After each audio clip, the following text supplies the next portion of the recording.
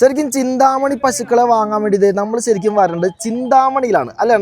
ചിന്താമണി മാർക്കറ്റിൽ ചിന്താമണി പശു കിടക്കും. ഓക്കെ, ചിന്താമണി പശു കിടക്കും. ഓക്കെ, അപ്പൊ ഇപ്പൊ ഇവിടെ എത്ര പശു നമ്മളിപ്പോ വാങ്ങിച്ചു നിർത്തിയിട്ടുണ്ട്? ஆனா இப்போ வந்து டோட்டல் வந்து ஒரு 23 எண்ணம் எடுத்துருக்கணும். ஓகே, 23 எண்ணம் അല്ലേ? மொத்தம் 24 எண்ணம். அதுல குட்டி 4 எண்ணம் எடுத்துருக்கு. பசு 22, மொத்தம் 26 எண்ணம் எடுத்துருக்கு. ഓ അങ്ങനെയാണല്ലേ? எல்லாமே டாப் குவாலிட்டி தான் எடுத்துருக்கணும்.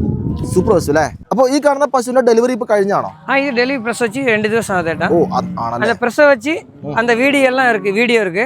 எல்லாம் கம்ப்ளீட் மாவு விழுந்தது எல்லாமே செக் பண்ணி தான் எடுத்து கொடுக்கணும். ഓ അങ്ങനെയല്ലേ? மறு விழுந்ததெல்லாம் செக் பண்ணி எடுக்கும். വലിയ കാമ്പൊക്കെയാണല്ലേ? காம்பு பாருங்க. സൂപ്പർ കാമ്പട്ടോ, അടിപൊളി മടി സെറ്റ് അല്ലേ? இது ஒரு கன்சிஸ்டிக் கோடு போட்டுருக்கு. Okay okay okay. ഇതാ ஆனா இது வந்து சென பசு. ആഹാ. இது வந்து கன்னி பிரசவம். ஒரு 20 லிட்டருக்கு மேல கிட்ட, 20 லிட்டருக்கு தாழ உள்ள பசு எதுவும் எடுத்துல ആണല്ലേ?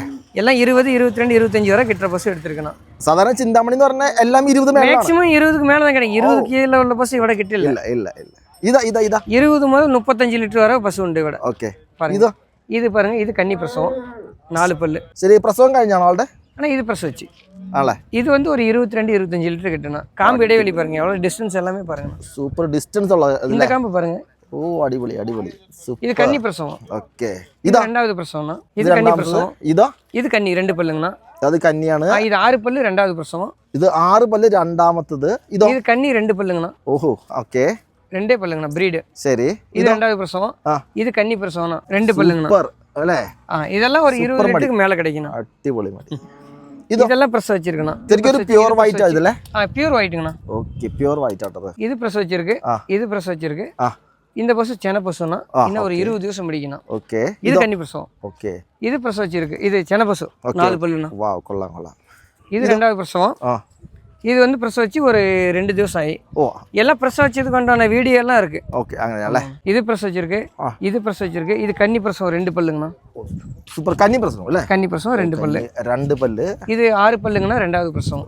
இது பிரசவிச்சிருக்கு. இது பிரசவிச்சிருக்கு. இது பிரசவிச்சு. இது பிரசவிச்சு 1 ദിവസം ஆகுதேட்டா. ஓ, இது 6 பல்லு. இது 4 കിടാവ് മേടിച്ചിരിക്കട്ടാ. സൂപ്പർ കിടാക്കളല്ലേ? ആ കിടാക്കളിൽ നിന്ന് 4 എണ്ണം എടുത്തിരിക്കട്ടാ. ഈ കാണുന്ന പ്രായം എന്തോരം ഉണ്ടാവും?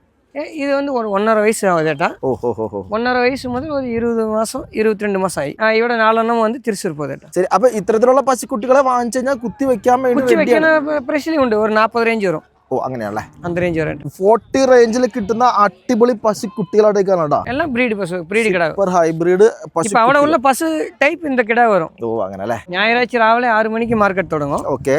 മാക്സിമം வந்து ஒரு 8-9 മണി വരെ ഉണ്ടാവും. Okay, market. ശരി. അതിലെ നല്ല പശു എല്ലാം ഇറക്കുന്ന സമയത്തിൽ സെയിലാവും. വണ്ടി സൗകര്യം എങ്ങനെയാ? പിന്നെ വണ്ടി എല്ലാം ഇവിടെ നിന്ന് കിലോമീറ്റർ കണക്ക് കൊണ്ടേട്ടാ. നമുക്ക് 10 എണ്ണം എടുക്കുമ്പോൾ കിലോമീറ്റർക്ക് 32-35 റേഞ്ച് വരും.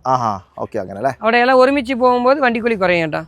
2 എണ്ണം 3 എണ്ണം 1 എണ്ണം എത്ര എണ്ണം ആയാലും நம்ம വണ്ടി ഇവിടെ സെറ്റ് ആക്കി കൊടുക്കും. കേരളത്തിൽ നിന്ന് കസ്റ്റമേഴ്സ് വരാറുണ്ടോ ഇവിടെ? ஓகே, வருதுண்டு കേട്ടാ. ആണല്ലേ? எல்லாச்சும் வருதுண்டு. எல்லாச்சும் நம்ம சேலம் வந்துட்டு வெளிக்கும். சேலத்துல இருந்து நம்ம வண்டியில கூட்டி வரோம். ഓ അങ്ങനെയാണല്ലേ? വണ്ടി ഏത്തന വണ്ടി അവരുണ്ട് പാருங்க. ഐസർ വണ്ടി. നമ്മളിപ്പോ ഡയറക്റ്റ് വന്ന് വാങ്ങിച്ചുള്ള ഗുണം എന്താന്ന് പറയാമോ? நீங்க 100% നമ്പി வரலாம். അതെ.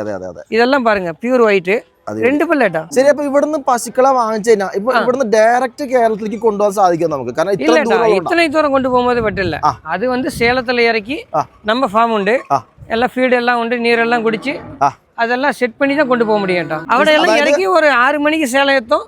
6 மணிலேருந்து மணி 10 மணி 11 மணி வரை ரெஸ்ட் கொடுத்து ஒரு 4-5 மணிக்கூர் எடுத்து அப்புறம் பிறகு லோட் பண்ணிவிடும். പിന്നെ ഇതിന്റെ പേപ്പറും കാര്യങ്ങളൊക്കെ എങ്ങനെയാണ് ചേട്ടാ? எல்லாமே ஸ்கீமுக்குள்ள ஆளுக்கு எல்லாம் ரெகுலர் எடுத்து கொடுக்குதுன்னு கேட்டா.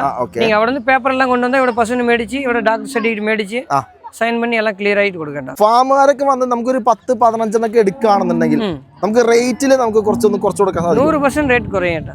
ആണല്ലോ? 100% കുറയും. 1 എണ്ണം 2 എണ്ണം എടുത്താലും കുറയും. ഇവിടെ ഉള്ള പശു എന്ത് ബ്രീഡ് ഇതൊക്കെ റേറ്റ് കുറവ്. ശരി, അപ്പൊ ഇത്തരത്തിലുള്ള നല്ല ഹൈബ്രിഡ് ക്വാളിറ്റി ഉള്ള ചിന്താമണി പശുക്കളെ വാങ്ങാൻ വേണ്ടി നമ്മുടെ ശക്തിയാണെന്ന് കണ്ടാൽ മതി. 100% 100% விசுவாசிச்சு வரலாம்.